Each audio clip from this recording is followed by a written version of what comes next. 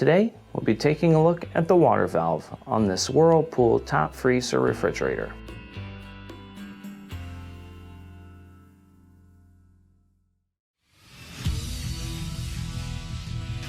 Be sure to visit ApplianceVideo.com, where you will find thousands of repair videos on the latest technology. And for a limited time, you can save big on an annual membership and take advantage of all of our premium benefits. ApplianceVideo.com. Do it right the first time. Stop. Before beginning any repair, always be sure to disconnect the power to the appliance. It is also recommended to test the outlet for the proper voltage. Remember to also turn off the water. You will need the following tools to complete this repair. To begin, must first remove this rear bottom cover. It's held on by multiple 1/4-inch screws.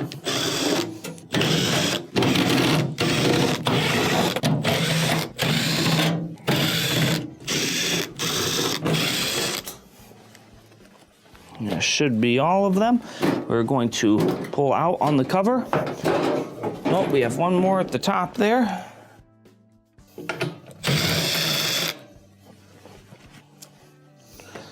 Get that last one, slide it down, and set the cover to the side. Now that we have the back panel removed, we have clear access to our water valve down here. Now, the main reason why you'd be replacing this water valve is if you are not making ice in your ice maker, and that would be because you are not getting water to it.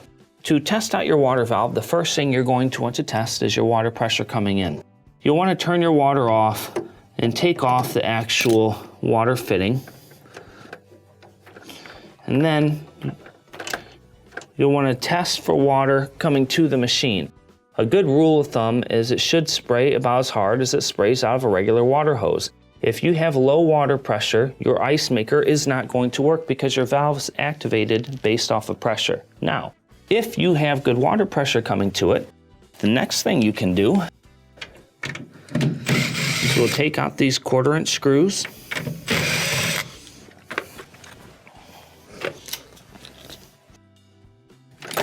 You can pull it out, and then you can test for voltage coming to the actual valve. In order to do that, you will harvest your ice maker, put your meter leads in, and test for 120 volts when it goes to call for water. If you have 120 volts, but you're not getting water through, you could have a bad valve, or you could have an obstructed water line.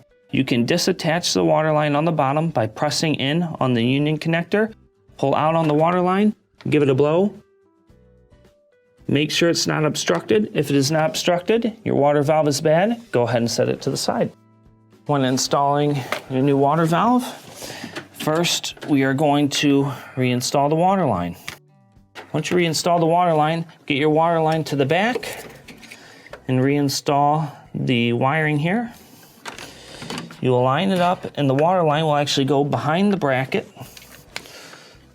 Reinstall your first screw. And let's reinstall the second. Reinstall your water line.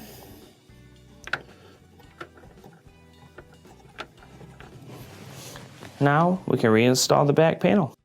When reinstalling the back cover, first we're going to slide in the side with the power wire and then bring this up over the valve. Just kind of drop it in place here. Then we're going to start on the top. Get a couple of these screws.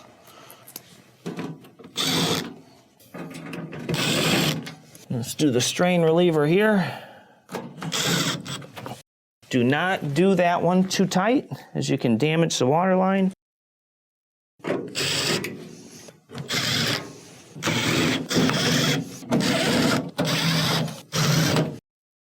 And this will complete your repair. Thank you for watching another quality video from ApplianceVideo.com. If you found this video helpful, make sure you click the like and subscribe to our channel.